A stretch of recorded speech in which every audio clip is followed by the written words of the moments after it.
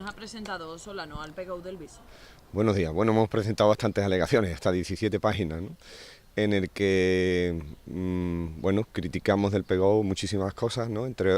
La primera es que el PGO se ha hecho de espaldas a la población.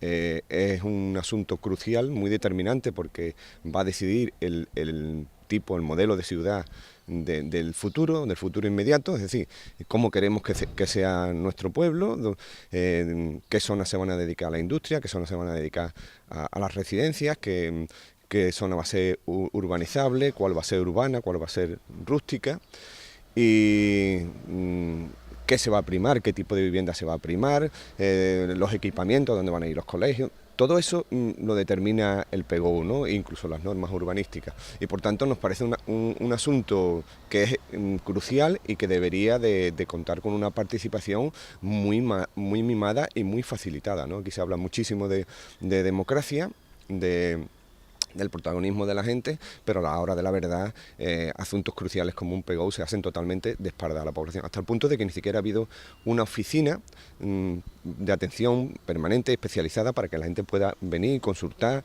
y donde haya también resúmenes muchísimo más asequibles, más entendibles por la población, para que participe en un proceso, como digo, tan esencial, tan importante para la población como es el PGO. Esa es la primera crítica que le hacemos al PGO. Es la primera crítica, ¿no? Pero habéis presentado Hemos alegaciones presentado, ya específicas, ¿no? sí, muchísimas. Por ejemplo, el PGO no responde, el urbanismo debe de responder a la ciudad consolidada, al pueblo consolidado, e intentar ir colmatando los vacíos, rellenando los vacíos que hay en esa población. Eso tiene que ser lo prioritario, ¿no? Y aquí se está apostando por un urbanismo indiscriminado, que no responde al suelo consolidado, ¿eh? En el Viso hay más de 1000 solares vacíos. Y en zonas previstas como urbanas, que ya están como suelo urbano, habría para otros tantos, es decir, habría para más de 2000 viviendas. En cambio, este PGO desclasifica el suelo innecesariamente. Hay más de 100 zonas de huerta, que es un patrimonio ecológico extraordinario, un patrimonio natural extraordinario, que van a ser sacrificadas para convertirlo en viviendas, y entendemos que eso no responde a las necesidades reales de nuestra población. Entre otras cosas porque el pueblo en 10 años ha crecido solo 2000 habitantes, y en estos 10 años no se han superado las 940 viviendas construidas, ¿no? Y nosotros, como digo, tenemos suelo para más de 2100 viviendas, es decir, para más de 30 años. En cambio, aquí se prevé duplicar el número de viviendas. Hay actualmente 6000 viviendas y se pretenden hacer 12000. Una exageración, como digo. La clasificación que se va a hacer del suelo responde más a la especulación, y a intereses inconfesables que a los intereses generales. Nosotros entendemos que un PGO debe de responder y debe de prevalecer los intereses generales por encima de los intereses privados. Y este PGO se está haciendo de manera que está concebido más que nada para intentar resolver las ilegalidades urbanísticas que se han cometido.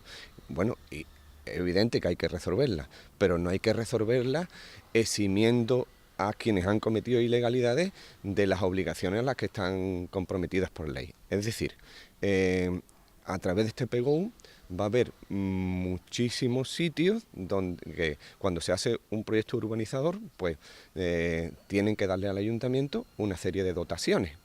Una cantidad de suelo para hacer vivienda protegida, una cantidad de suelo para hacer los equipamientos docentes, colegios, zonas deportivas, etcétera, ¿no?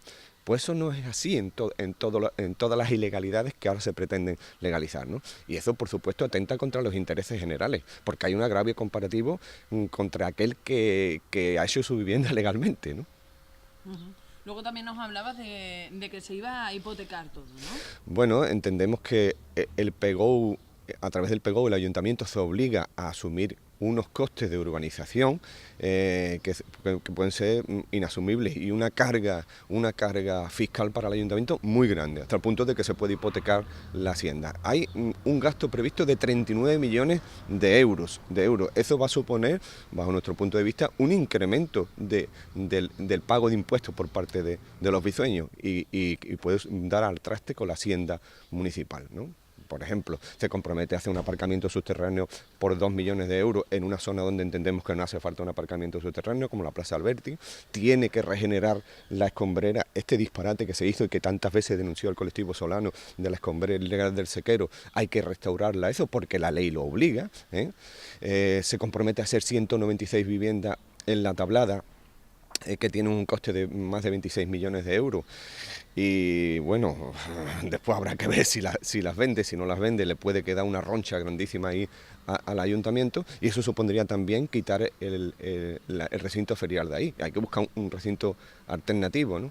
En definitiva, como digo, el PGO va a determinar muchas cosas y también el precio de la vivienda, ¿no? Nosotros entendemos que el ayuntamiento tiene que hacer cumplir la ley y tendría que priorizar una vivienda asequible, barata, y eso no se cumple con este PGO, entre otras cosas porque el coeficiente de la vivienda protegida en relación a la vivienda de renta libre es del 0,80%, cuando la ley dice que no puede superar el 0,60%. Ahí se estaría incumpliendo la ley también bajo nuestro punto de vista. Y luego en cuestiones medioambientales también van a seguir perviviendo muchos problemas ambientales que son ya endémicos y ante los que el PGO prácticamente no dice nada, ¿no?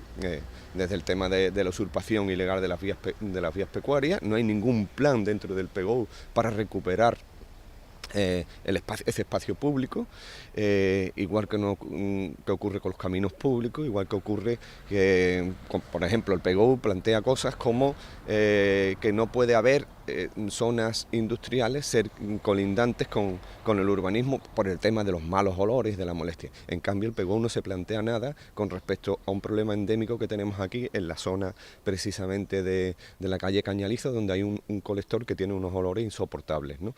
Y además, ese colector desemboca en un sistema especial de espacios libres, como es el Parque de la Muela, en el que precisamente esos colectores son incompatibles con el disfrute de un parque, de una zona de esparcimiento, ¿no? Por los malos olores, por la cantidad de ratas que genera y además porque ha degradado el parque hasta el punto de que ha destrozado todo lo que son el arroyo, ¿no?